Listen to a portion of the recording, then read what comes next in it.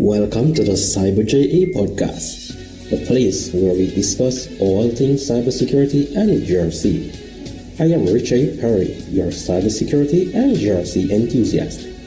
The aim of this podcast is to provide a meaningful, value-added platform via which upcoming cybersecurity professionals like yourself can gain insights from various topics covering cybersecurity and GRC that will enable them to become professionals that the industry demands.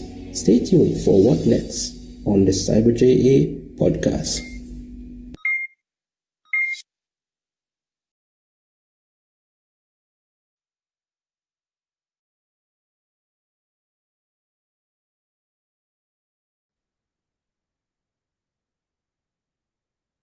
Recently nominated as one of the top 30 security leaders to follow, CISO Advisor, Bestselling Author, Dan Lohrmann. Welcome to CyberJA.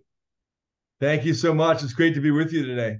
Awesome. And I definitely look forward to this no doubt intriguing conversation. So Dan, I came to know about you when I came across a post that highlighted you as one of the top 30 security leaders to follow. And this, of course, actually led me to your profile to discover more about you. And your profile for many of us, especially those wanting to advance into the cybersecurity field, says a lot about you as an individual within the industry. And it also creates a lot of questions in the mind of those of us who are trying to get into the space, in terms of all of your achievements, your challenges, the way you actually arrived to where you are. So, how were you able to amass all these accomplishments? And certainly there is a story behind your journey. And I really enjoy listening to the stories behind our success. And one of my things is that for me, persons really do not understand your accomplishment until they really understand the story. I always like to look at the why. So, Dan, I need for you to, for the sake of my listeners, to get to know you. In terms of who you are, what's the genesis of your dynamic career? Yeah, well, thank you. It's great. It's great to be on your show. And I would just say, there's so many things we could talk about. It's obviously everyone's got a unique story. Mine began back in the 80s. My brother was in computer security, and really, he was in computer sales, and he sold computers, very successful. He now just retired a little about a year ago, but he's was worth 10 different companies and sold computers, made a lot of money, bought a lot of properties, was very successful. He was the one that kind of encouraged me to look at the computer industry, and specifically, getting a computer degree. I got a bachelor's degree at Valparaiso University. Got my master's degree at Johns Hopkins University. But really, the computers were going to be hot, before the internet really even took off. So, one of the themes that I think always is important for any listener when you think about your career or where you want to be in 5 or 10 years, or in a career, is what's really kind of leading edge, bleeding edge technology that's happening, and where will that be? In the USA, we say the Wayne Gretzky thing, which is, I don't know if you're a hockey fan, sports fan, but where will the puck be? Not just where is it at today, but what's going to be hot. So really understanding what's going to be hot in the coming 5 to 10 years, and really immersing yourself in that and really getting excited about that. So for me, it was all about networking, before we even had the global internet. It was learning about networking, and I was Cisco certified computer engineer. I started my career at the National Security Agency, and it was at a different time. It was at the end of the 80s, and it was, we were still in the Cold War, and Ronald Reagan was still president of the United States. So I've been around a while, right? It's been a long career. It's been a great career, over 30 years in the security industry. But starting at NSA, then my wife and I got married. My wife and I wanted to live in England. We got a chance to do that by working with the US, UK governments, and really I'm passionate about helping governments be successful, the public sector. A lot of my career, even though right now I'm in the private sector, really helping governments be successful and always having a learning attitude. So, I think that's another thing I would just mention is training constantly. There's new things coming on. There's new opportunities. So a thirst for knowledge has been a theme of mine. And like right now, everyone's talking about Gen AI, Chat GPT and artificial intelligence and so many different new hot things today. But, really at that time when I was really getting into the field, it was all about networking, and security was, kind of NSA's middle name. So everything I did in those early years of my career was around security. Great. And as you started us talking about your journey, pretty much that's the tip of the iceberg in terms of what you have actually experienced. I mean, what you have actually accomplished. And I mean, as you spoke, then I also started reflecting in terms of my journey.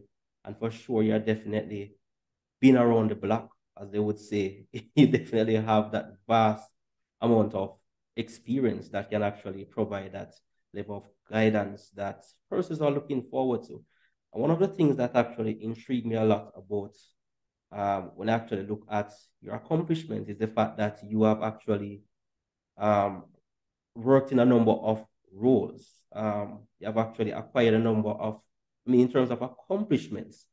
So it tells me that you would have actually gone through a lot in terms of how it is that you actually move from one point in your career to the next in terms of your career journey, the various job roles that you have actually, occupied along the way. Can you take us along that path in terms of how it is that you actually started out, in terms of your first job experience, taking along that way, that pathway? Yeah, I'm happy to talk about that. It has been quite a few different roles and different twists and turns along the way. So, like I said, my first career, I can't go into a lot of the details because it's classified, but I was a computer systems analyst in computer security, and then in England, also in networking. And I became a manager working for Lockheed Martin and Mantech, working on US, UK military facilities.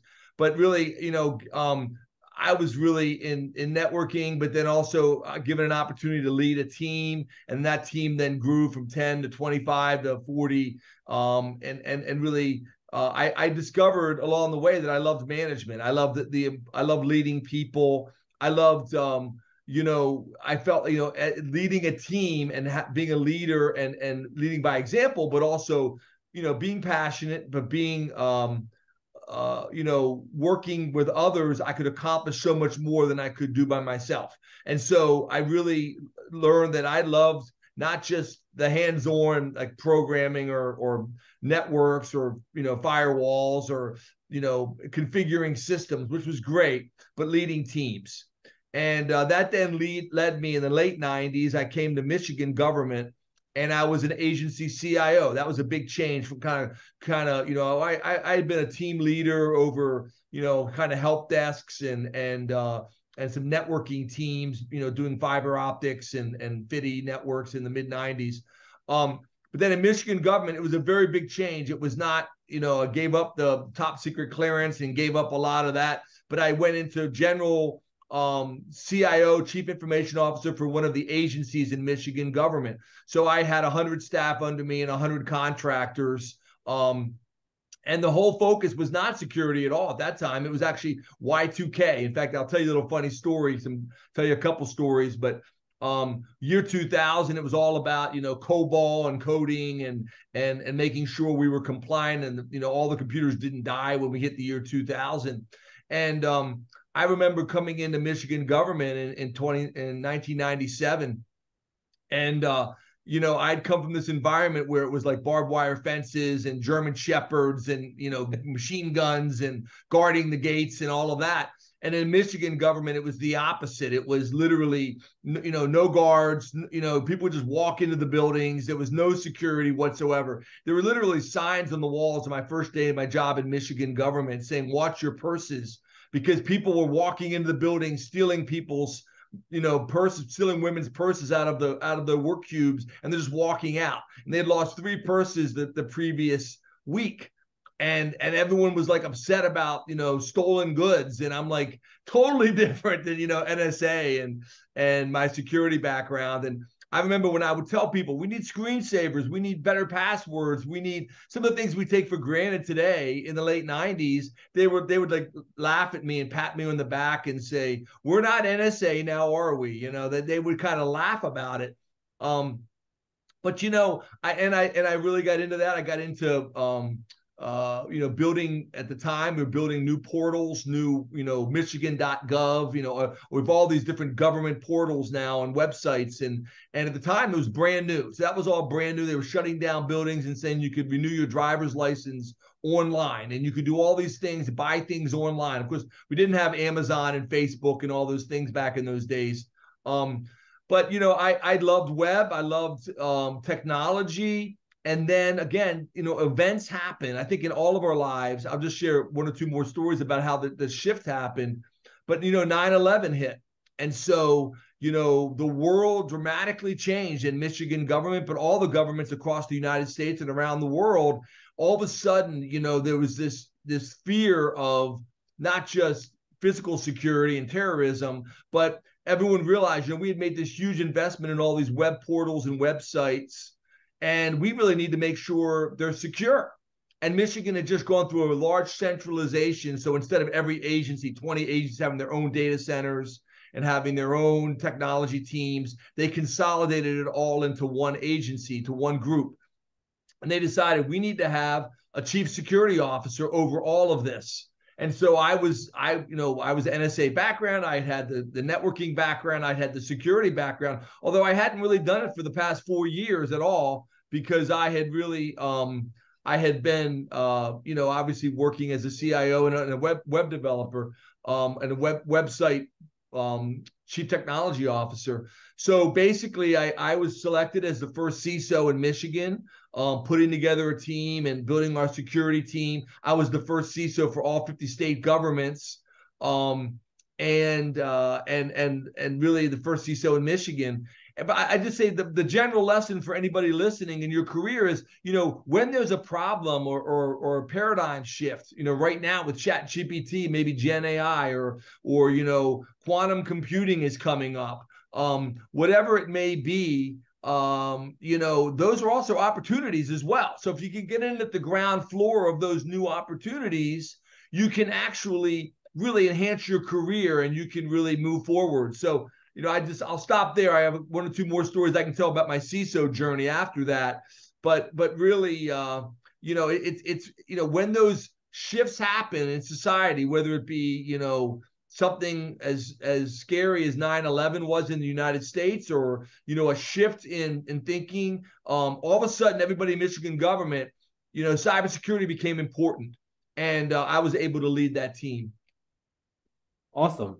And for sure, the question that I will definitely, as it relates to all of this, is the fact that the internet has definitely revolutionized the way we actually do things, in terms of all that dependence on the technology. The interconnectedness has actually created a new paradigm shift in terms of the way we operate, which has actually given birth to information security, cybersecurity, what we have today. And it has become a very complex industry in terms of protecting our organization. And one of the things is that there are so many persons that they want to get into this field based on the notion, most of the time by watching movies, they see what is perceived to be the fun stuff in terms of the ethical hacking. Everybody wants to be that blue team or that red team person, not understanding the dynamics of what is involved in cybersecurity space. Can you demystify cybersecurity? Is this something for everyone who wants to get into this industry? I mean, I think it is. I think, cybersecurity, it's now becoming, it's a crucial part of everything in technology today. So, I mean, we can, whether you talk about really any area, whether it be social media, whether it be, your your Facebook account or your LinkedIn account, whether it be anything in technology, your smartphones, your cloud computing, you want to make sure that it's secure, because, obviously we need to secure the data around that, data analytics. There's so many new, areas of technology, and really it's almost every area of society. So, people ask me, I've just got asked questions by some young people I was just talking to last week, and they say, what do I think about, ChatGPT? What do I think about a number of different tool sets? They were asking me about them. And I said, these are tools, and they can be used for good and they can be used for evil. And they can, the same tools that can be used to really make us more productive, to help us write things, to help us bring data from, all across the world and quickly be able to synthesize and come up with solutions to very complex problems, can be used to attack us and to harm us. And so at a very basic level, I'm passionate about protecting not just the privacy of individuals and governments, but also about, making sure that we're using those tools for good. And so, there's going to be so many new ways to do that. And it doesn't necessarily mean you need to be a programmer. I mean, there's going to be needs for that, people who are really good at communicating and can help people understand about fraud, about the ways that people can do fake, more and more in the coming years ahead, fake people trying to pretend to be Dan Lohrmann, somebody, is that really Dan Lohrmann, or is that, an image of him made up by Gen AI, or, fake images, fake identities, fake, logins, people stealing things, of course, ransomware, people being held captive. I mean, there's so many different, almost any field now has a security component to it. And so I think, yes, I mean, cybersecurity is becoming very specialized, because just like, it used to be, okay, I was a doctor, and more over the years, now you have specialists about your heart or your brain, or, skin, or, whatever it may be. You've got different specialties. There's going to be specialties around cybersecurity, but there's also a need for people to get into the field who have an interest about making sure that things like AI are done ethically and done in a secure manner. So there's going to be need for people who have all kinds of skills to be in this field. Sure, and I totally agree with you on that point.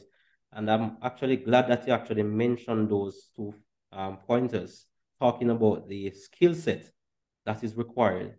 Can you, share with us your experience in terms of having that balance of technical versus your soft skills? Can you share with us in terms of the value of having those skill set in place, in terms of how it is that those skills, the soft skills, the hard skills, actually help? Yeah, I'll tell you a little bit of background, then I'll give you. I know people like to hear stories, so I will also tell you one story at the end of this. But yeah, I mean, I've been very blessed. I do have a master's degree in computer science, and a lot of people have that formal. I did kind of come up through the formal track, got my bachelor's degree in computers, master's. I got some certifications. I'm a CISO, a certified Chief Information Security Officer. So that certainly is one track, and I do think having certain technical skills is very important, and for many roles, not all roles, but for many roles.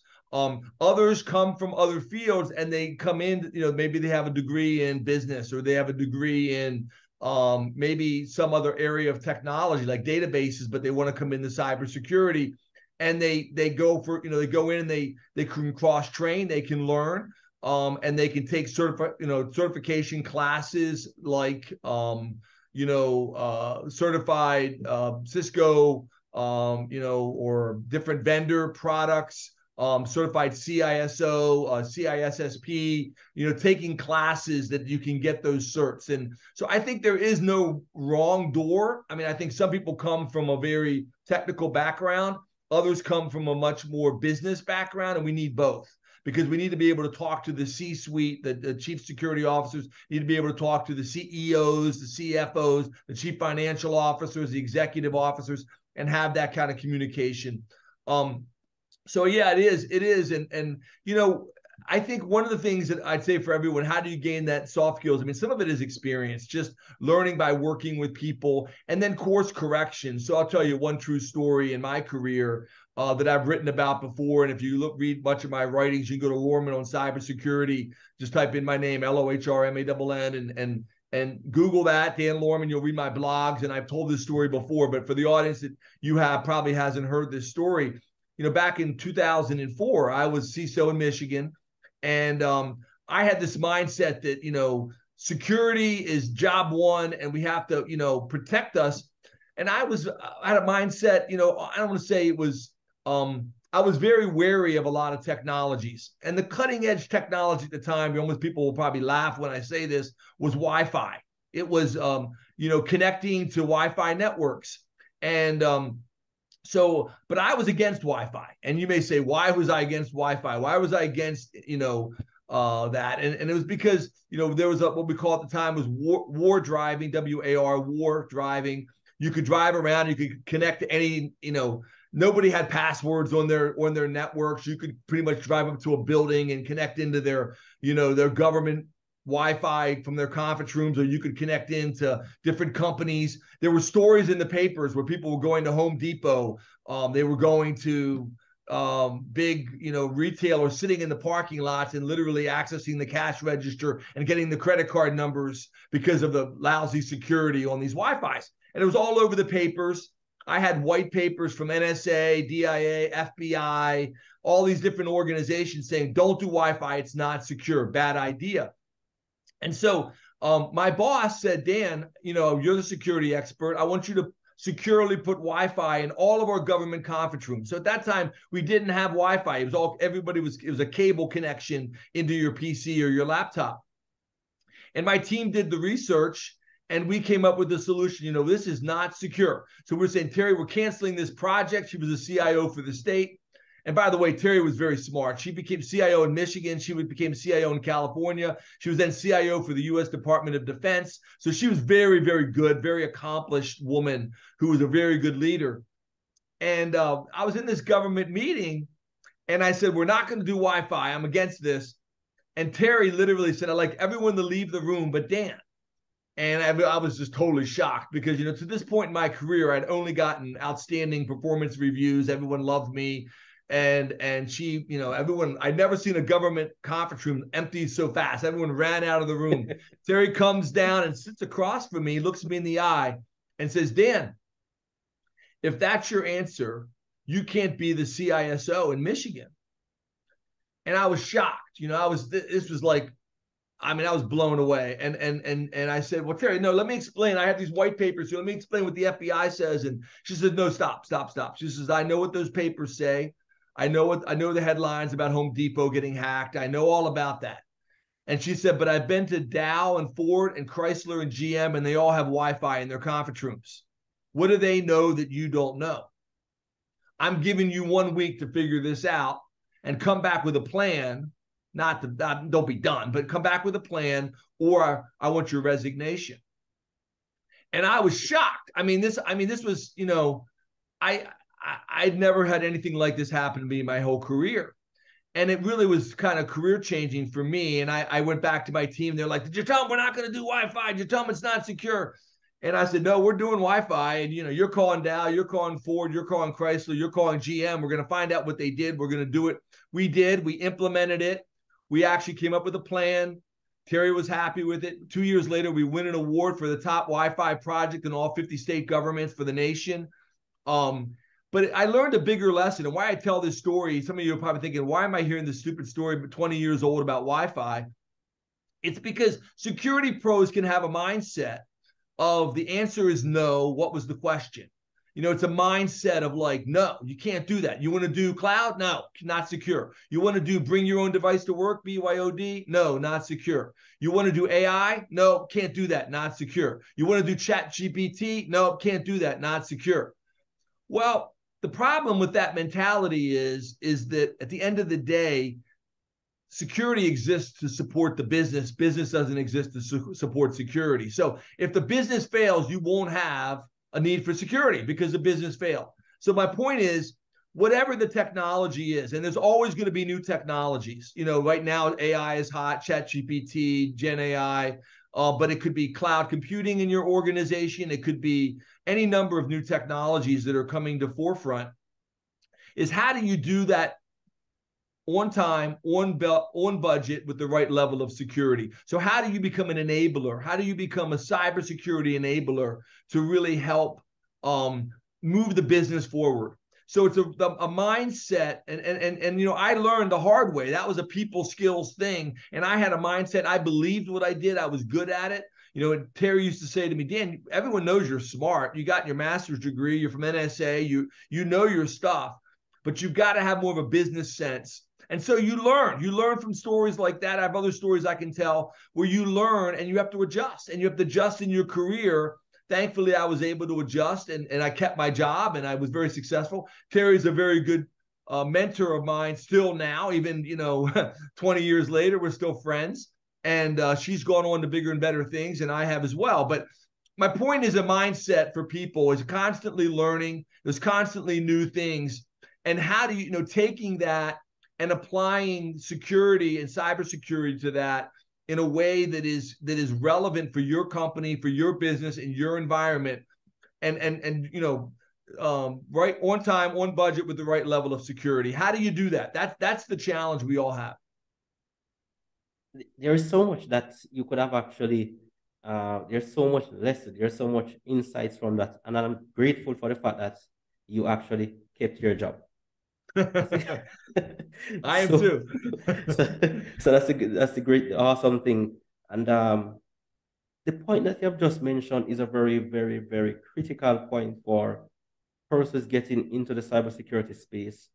So many times we are always on the point of saying no, but we, as security professionals getting into the industry, that mindset definitely has to change moving forward, in terms of the way we think about the business, having that holistic approach in terms of what it is that we are called to do, and being able to apply our skills accordingly in terms of managing. It's all about whatever our roles are, boils down to managing the various risks affecting our associates with the operations of the business, being able to allow them to operate effectively, securely, in light of all the various risks.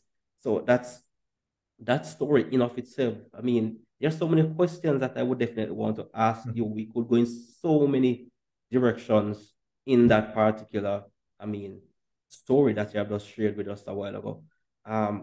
But there's just one question that I want to ask you, before we actually conclude this awesome conversation.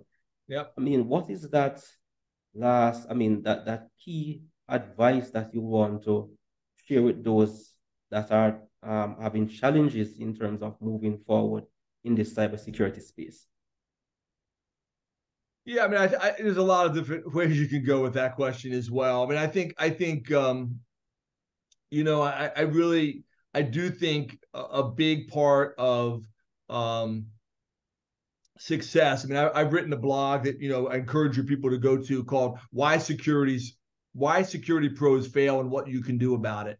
And I go through 7 areas in detail. I actually have a whole seminar just on that. Maybe I'll come back and talk about all 7 of those in a later show. But there's a lot of different pieces to it. And I think I'll just jump to number 7 on this, break out of your current box that's placed around your role. And I think there's a lot of tips in there. There's true story behind every one of the 7 things that I learned in that blog. You can read about it. It's in CISO magazine, it's in Computer World magazine, a number of that. But again, Why Security Pros Fail and What You Can Do About It by me. But the first thing I would say about breaking out of the box is you start by respecting the box. It sounds kind of crazy. What do you mean by that? So whatever your role is today, whatever you're doing today, you've got to do that well. You can't just be someone who's always wants to do something different, skipping meetings. If you're not viewed as competent in your current role, you're never going to go anywhere. So your boss needs to say, yeah, Dan's doing a nice job. He's maybe not perfect, but you're competent. You're not viewed as someone who's always just trying to get out of work. So, you want to have a positive reputation. But with that said, so you start with by respecting your current role, make sure you do a good job in what you're doing today. But then I give 7 tips on breaking out of that. So go further, volunteer for committees, volunteer to go beyond the scope of what you're currently doing. Get involved in basically industry groups. In Michigan, it's there's ISSA, there's ISACA, there's what we call InfraGard here. There's all these different industry cybersecurity groups you can be a part of. My whole career, it's partnerships. It's working with professionals both in your specific field, if you're in oil and gas, or you're in government, or you're in banking, learning and meeting other people in the industry. So you're aware of what they do. Talk to them, make friendships, build relationships, do that on LinkedIn as well. So constantly networking, working with others, looking for opportunities to contribute. Another thing, people try to often they think, well, I'm just going to have to hoard the knowledge. I can't tell anybody around me what I'm doing. If I want to keep it so because I don't want somebody taking my job. That's a very inward looking philosophy. You want to give information away. You want to be known as the person in your company who's the go-to man or woman who has the answers to questions, and not just somebody who can't be approachable, but people, be seen as a trusted advisor. That's really the role that I try and emulate today as a CISO advisor is, so, people come to me with questions that I can give them answers. So being seen as an advisor on a whole range of topics, not just cybersecurity. Cybersecurity, of course, is my expertise, but there's a lot of other topics that people ask me about, and I about blogging, about a wide variety of different things that people come to me and ask me questions about. So and constantly looking for new opportunities to get involved in new things, and constantly learning, constantly growing is another one. Is looking for finding somebody in the industry saying, hey, I want to be like that person, just like we're talking about today. I want to be like this individual or that individual with that company. Go and talk to them. Ask them, how did you get to where you're at? Just the conversation we're having today. What steps did you take?